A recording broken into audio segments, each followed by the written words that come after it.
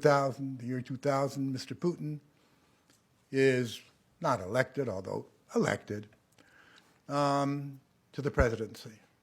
And one of the first things he does is to ask for Russia to become a member of NATO. Why not be a member of NATO? NATO was created to defend Europe, and perhaps not only Europe, from Soviet aggression, from a country that you couldn't predict. There is no more Soviet Union, and there is no more Warsaw Pact. Why can't we create an organization where we're part of it, said Mr. Putin, and act together to protect from some kind of aggression? He was told, go take a walk, basically.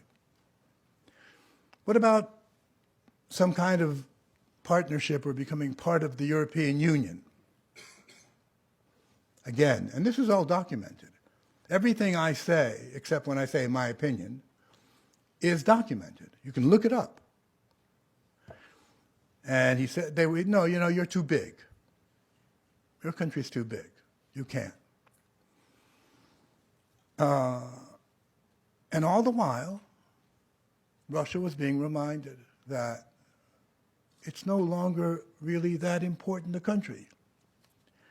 Now, one of the things you must keep in mind is that much like the Americans, the Russians believe that they have a mission, that their country was selected by destiny. Now, you know, my being French, I laugh at that. I laugh both at you and at them, because we French know that we're the best, and we have no mission. You know, that's it. But seriously speaking, that's a fact. And so the sense of losing this aura of greatness, of being told, we don't care about you. The reaction of the average Russian to that was one of, you're insulting me.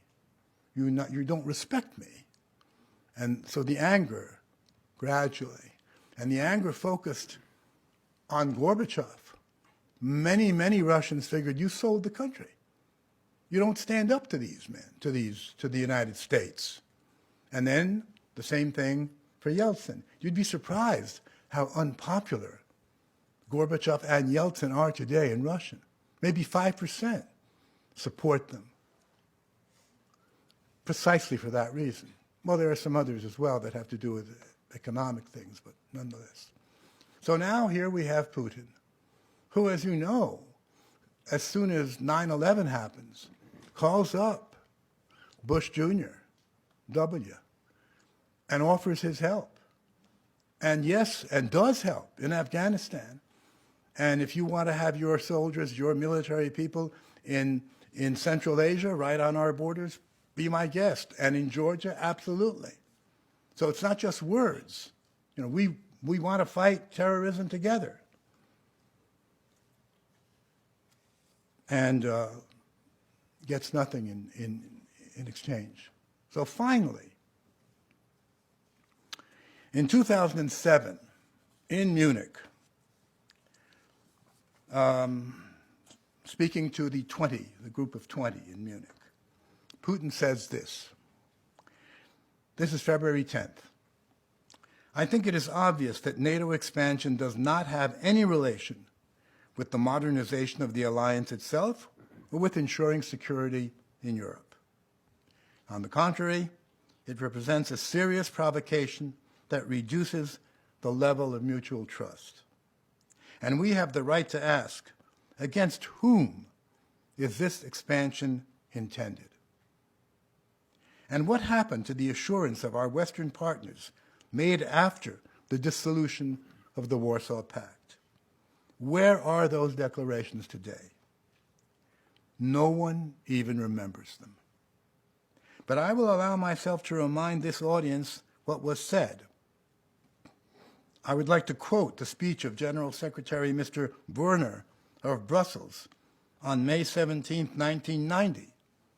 He said at the time, quote, "The fact that we are not ready to place a NATO army outside of German territory gives the Soviet Union a firm security guarantee."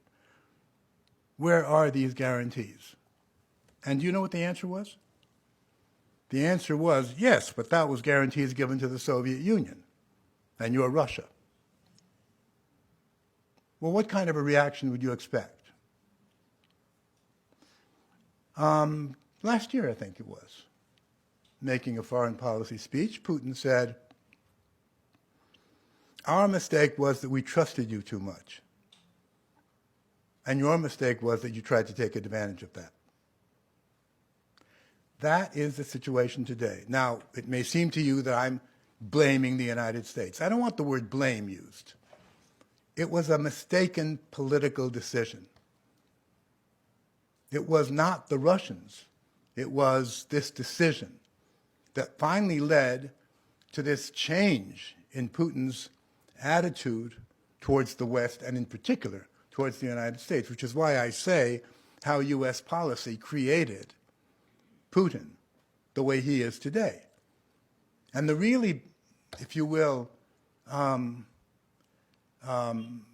dangerous thing is that Russian leadership, or I should be more precise and say Vladimir Putin, does not trust the West, does not trust the United States, which makes it very difficult